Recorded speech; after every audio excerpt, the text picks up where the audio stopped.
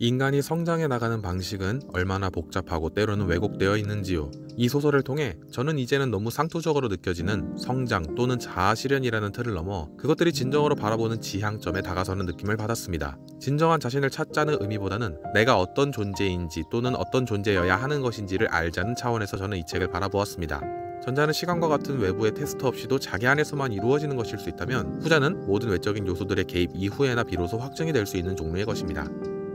헤르만 헤세의 데미안에는 어둠과 빛의 경계를 헤매며 투쟁을 통해 자신의 삶을 새롭게 해나가는 한 마리의 새, 곧 싱클레어가 주인공으로 등장합니다. 그가 다양한 인물을 만나고 자신의 내면을 아슬아슬하게 더듬어가며 자신의 얕은 깊이와 한계에 절망할 때 저 역시 제 속살이 한 겹씩 벗겨지는 듯한 느낌을 받았습니다. 특히 어느 순간에 쉽게 우쭐했던, 또 그러한 저 자신을 굴욕스럽게 느끼며 삶의 길을 찾아갔던 순간들도 되돌아보게 되었습니다. 이 책은 마치 어두운 방에서 불을 끄고 바라본 저의 뒷모습 같았습니다. 서문은 작품 전체의 분위기를 암시하며 저자가 전하는 이야기의 강물로 독자가 자연스럽게 빠져들도록 안내합니다. 소설 전체에 낭만성이 깔려있고 이것이 작품의 서문부터 도드라집니다. 이 분위기는 제게 상당히 해결적인 느낌을 주었습니다.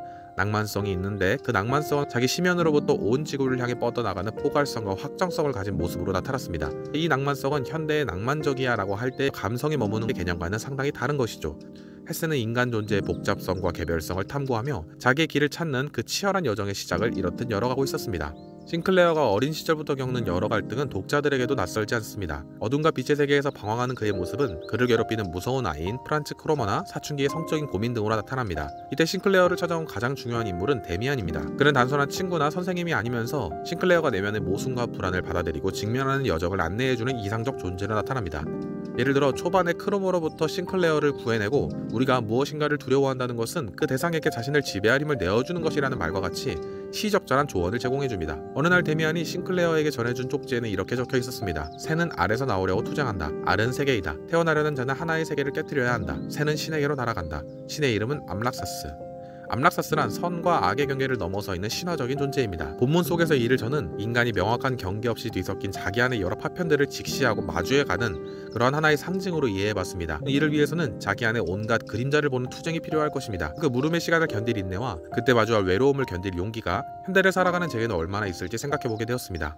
싱클레어에게 그러하듯이 삶은 누구에게나 유일하고 독립적인 것입니다. 이는 삶이 인간관계 없이도 이루어질 수 있다는 말이 아니라 모든 인간이 걸어가는 길은 남이 대신 걸어줄 수 없는 각자만의 길을 걸어감으로써 나타난다는 이야기입니다. 물론 때로는 힌트를 제공해주는 사람이나 문장을 만날 수도 있겠지요. 하지만 자신의 길은 결국 그 스스로가 걸어가는 것입니다. 그리고 이 소설이 말해주듯 이를 위해 우리는 자기 안에 있는 밝음과 어둠을 포함한 그 복잡한 모순들을 직면해야 하는 것입니다. 때론 그 일이 너무나 외롭고 무섭게 다가올지라도 우리는 그렇게 함으로써 비로소 새인이 아니게 되는 것입니다. 책의 말미에서 싱클레어가 데미안과 하나가 되는 듯한 장면을 저는 외부의 규범과 인정에 순응하기를 넘어 자기 속의 어둠과 모순을 끌어안고 진짜 자신의 삶을 살아가기 시작하는 전환점으로 봤습니다. 이상적 존재로 비추어졌던 얼굴이 자기 자신과 포개어짐으로써 그 스스로 어떤 삶을 살지 확실히 하게 된 모습입니다. 신비롭고 기묘하게도 데미안은 싱클레어 속에 이미 있으며 이제 그 정신은 시간을 통과하여 과거의 싱클레어에게로까지 찾아갈 수 있다는 식으로 언급되는데요. 이는 어떤 면에서 미래 또는 죽음의 가능성에 비추어 볼 때 현재를 종말론적으로 되살펴볼 수 있다는 것으로 이해되기도 합니다. 이 소설은 깊이 있는 심리 묘사와 다양한 철학적 사조들을 배경으로 삶이 가진 여러 물음과 이를 해소해 나갈 몇 가지 생각의 단초들을 여기저기 뿌려놓았기에 싱클레어의 이야기를 다양한 배경을 가진 독자들이 자기의 것으로 소화할 수 있을 것 같습니다. 제가 읽으며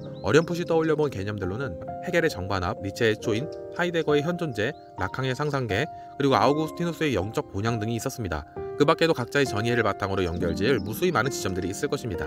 자신을 잃어보고 그로 인해 조각난 것들을 다시 한데 모아보는 과정의 반복으로서 저는 이런 고전들을 읽고 있습니다. 이런 책들은 미묘하고 서늘한 꼭꼭 감춰둔 심연을 들여다보는 거울 또는 환영처럼 작용하여 부끄러운지도 몰랐던 부끄러움을 느끼기도 하고 내면의 가장 가느다란 실선 하나를 꺼내어 드러내는 용기를 주기도 합니다. 제 안에 담고 있던 이야기들을 기초로 소설 속 세상들을 들여다보고 그 들여다본 것들을 통해 다시 저의 이야기들의 어떠함을 확인하게 됩니다. 소설 속 세상이 저를 통과하면서 제 세계관의 하나의 표출이자 저 자신을 보는 하나의 통로로 작용할 여지도 남겨주는 듯합니다. 책장을 덮으니 모호한 여러 경계들에서 흔들리고 있던 제게 데미안이 이렇게 말해주는 듯합니다. 네가 가야 할 곳을 지금 네가 서 있는 그 길을 통해 가는 게 맞는지 다시 생각해보라고. 문학을 이렇게 건조하고 분석적인 언어로 정리한다는 것이 상당히 어색하게 느껴지기도 합니다. 사실 문학은 그저 느끼는 것이죠. 제대로 된 분석을 제가 전해드리고 있는지도 모르겠는데요. 어쨌든 이 단단하고 투명한 글로써 저 자신을 조금 더 자세히 검토해보고 여러 생각들을 정리할 수 있어서 제게는 정말 좋은 독서의 시간이 되었습니다. 그래서 성장의 외투를 걸친 그러나 우리의 속살을 가까이서 들여다보게 하는 이 소설을 여러분들께도 기쁘게 추천해드리고 싶습니다.